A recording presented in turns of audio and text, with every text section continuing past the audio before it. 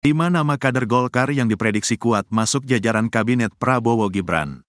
Prabowo Subianto dan Gibran Rakabuming telah resmi ditetapkan sebagai presiden dan wakil presiden terpilih periode tahun 2024 sampai tahun 2029 hasil Pilpres 2024.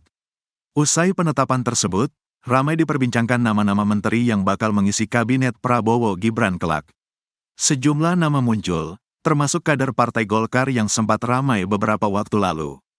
Hal tersebut disampaikan oleh Ketua Umum Golkar Airlangga Hartarto. Jika benar Golkar mendapat 5 jatah menteri di kabinet Prabowo-Gibran, lalu siapa sajakah kader yang akan mengisi jabatan tersebut?